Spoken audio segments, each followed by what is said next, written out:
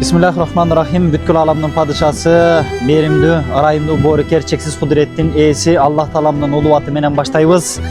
Майрамбек ажы менен биргеликте мына саат 12ден дагы өтүп калды. Бир аманат бар эле. Ошол аманатты өзүнүн учурунда, өзүнүн адрестерине жеткизели деп бисмилля деп чыктык. Нишанов Осмоналы деген бир тууганыбыз Аллах Тааламдын суноосу менен бир аз ооруп турат. Аллах Таалам шифа берсин. Бул инсан ушундай инсан экен, пайгамбарыбызды сүйгөн, пайгамбарыбыздын хадистерине амал кылган, дин менен жашаган инсан экен.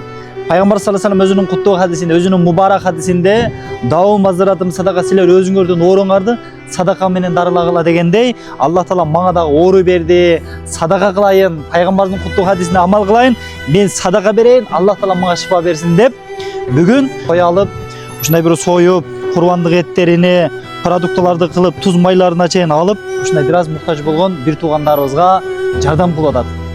Аллах Таалам Айюб алейхиссаламды жакшы көргөндөй, Айюб алейхиссаламга Аллах Таалам шифа бергендей, Нишанов Осмоналы бир тууганыбызга да Аллах Таалам шифа берген болсун. Үй бүлөсүнү бейиштик үй бүлөлөрдөн кылган болсун. Дайыма ушундай бир дин менен, Куран менен, шарият менен, сүннөт менен жашаганга Аллах Таалам мүмкүнчүлүк берген болсун. Пайгамбарыбыздын сүйкүмдүү үммөттөрүнүн катарын толуктаган, Аллах Тааламдын сүйкүмдүү пенделеринин катарын толуктаган инсандардын катарында кылган болсун. Өзүнү, үй бүлөсүнү, өткөн жакындарын Аллах Таалам улуу Фирдавс бейи сыйлыктары менен сыйлаган болсун. Дайыма ушундай бир үлгүлүү инсандардын катарында кылган болсун. Ушул жакшылыктарынын берекетиден Аллах Таалам пайгамбарыбыздын урматына, пайгамбарыбыздын хадисинин урматына, Аллах Таалам өзүнүн улуулугунун урматына, өзүнүн ыйык Куранынын урматына, ыйык Кабасынын урматына ушул Нишанов Осмоналы бир тууганыбызга да Аллах Таалам шифа берсин. Айюб алейхиссаламдай жаштыгын кайтарып берсин. Жаштыктагы ден соолугун кайтарып берсин. Мындан ары Аллах Таалам оору суркуудан алыс кылган болсун.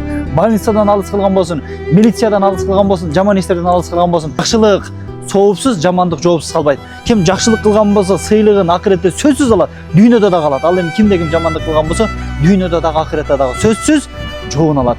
Аллах Таалам баарыбызды жакшылык кылуучулардан кылган болсун. Себеби Аллах Таалам жакшылык кылуучуларды сүйөт. Ушул ажыкебиз дагы чоң бир жакшылык кылып атат. Биз аманатыны ушул 12 болсо дагы таркатып атабыз. Аллах Таалам кабыл кылсын. Ассаламу алейкум ва рахматуллахи ва баракатух.